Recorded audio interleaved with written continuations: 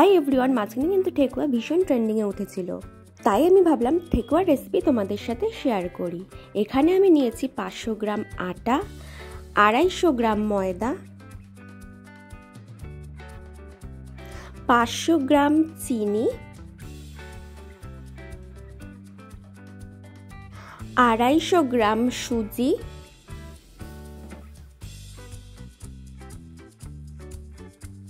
আর নিয়ে নিয়েছি কিন্তু একটা গোটা নারকেলের কুচি,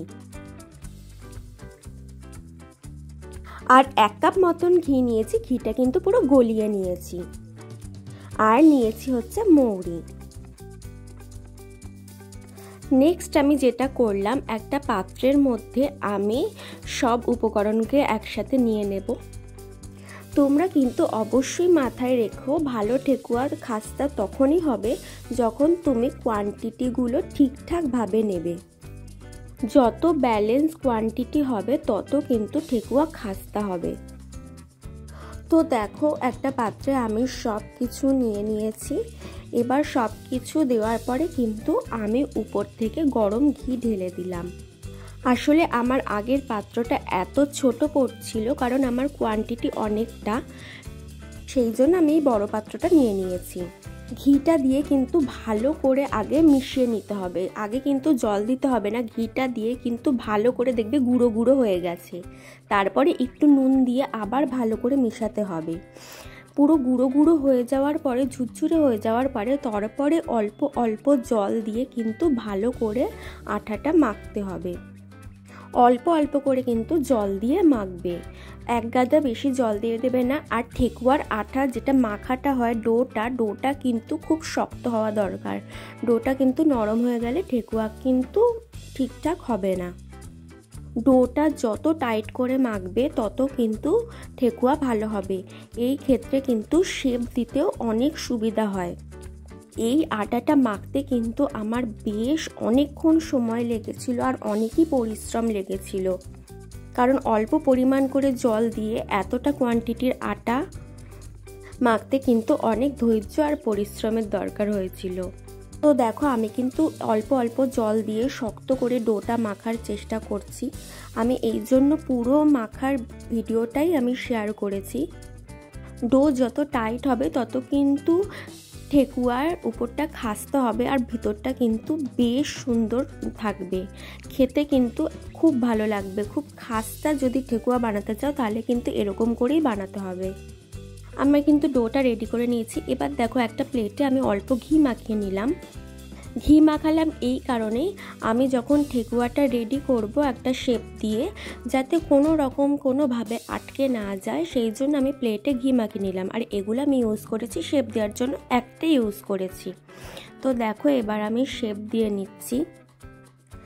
তোমরা যদি চাও হাতের তালুতেও ঘি মাখাতে পারো। আমি সেরকম একটা দিনই অল্প একটুখানি এই ঠেকুয়ার ঘিতেই হয়ে গেছিলো। তো দেখো, আমি কিন্তু সুন্দর করে একটা পাতার শেপ দিয়ে নিয়েছি। তোমরা যে কোনো ধরনের শেপ তোমাদের মন পছন্দ ইচ্ছা দিতে পারো। শেপ না দিয়েও ঠেকুয়া করতে পারো, তাতে কোনো প্রবলেম নেই। চ্যাপটা চ্যাপটা করে যেরকম ইচ্ছা করতে পারো, ঠেকুয়াটা খাস্তা হলেই হলো। তো দেখো, আমার মোটামুটি শেপ দেওয়া রেডি হয়ে গেছে।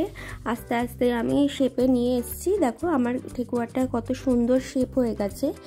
এরকম করে করে আমি কিন্তু প্রত্যেকটা ঠেকুয়া শেপ করে নেব। এটা আমার প্রথমবার বানানো ছিল, সেই এক্সপিরিয়েন্স থেকে বলছি। যারা প্রথমবার বানাবে, আটা কিন্তু বেশিক্ষণ সময় ফেলে রাখলে চিনি কিন্তু আস্তে আস্তে গলতে থাকবে, আর আটা কিন্তু নরম হতে থাকবে। তো তোমরা যত সম্ভব 10 মিনিট আটাটাকে রেখে তারপরেই কিন্তু আস্তে আস্তে ঠেকুয়াগুলো রেডি করে নিও। তো যাই হোক, দেখো, আমার কিন্তু অলমোস্ট অনেকগুলো ঠেকুয়া রেডি হয়ে গেছে। এবার কিন্তু এটাকে ভাজার পালা। আমি একই শেপে করেছি, তোমরা কিন্তু চাইলে বিভিন্ন ধরনের শেপ দিতেও পারো, আবার নাও দিতে পারো।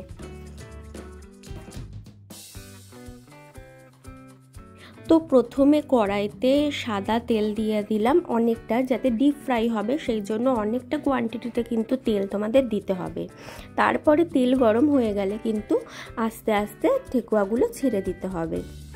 তেল হিট হয়ে যাওয়ার পর কিন্তু অবশ্যই লো ফ্লেমে ঠেকুয়াগুলো ভাজবে, তাহলে উপরটাও যেরকম পাকবে ভিতরটা কিন্তু পাকা খুব জরুরি। ভিতরে যদি না পাকে তাহলে কিন্তু একদম ঠেকুয়া ভালো লাগবে না। তো একটু ধৈর্য ধরে লো ফ্লেমে আস্তে আস্তে ঠেকুয়াগুলো কিন্তু ভেজে নিতে হবে, তবেই ঠেকুয়া কিন্তু খাস্তা আর ভিতর থেকে সুন্দর একটা সফট ব্যাপার থাকবে। দেখো আমার ঠেকুয়া ভাজা কিন্তু একদম রেডি হয়ে গেছে। এরকম গোল্ডেন ব্রাউন হয়ে যাবে যখন, তখন কিন্তু তোমরা কড়াই থেকে ঠেকুয়াগুলো তুলে নেবে।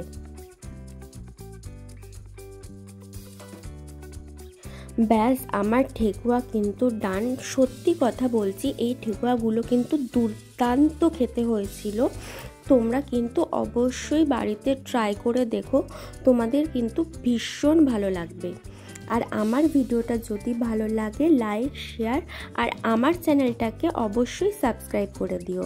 আমি ঠেকুয়াটা এবার তোমাদের ভেতর থেকে ভেঙে দেখাচ্ছি। দেখো প্রচণ্ড পরিমাণে খাস্তা হয়েছিল। তোমরা বাড়িতে ট্রাই করে অবশ্যই জানিও। চলো টাটা বাই।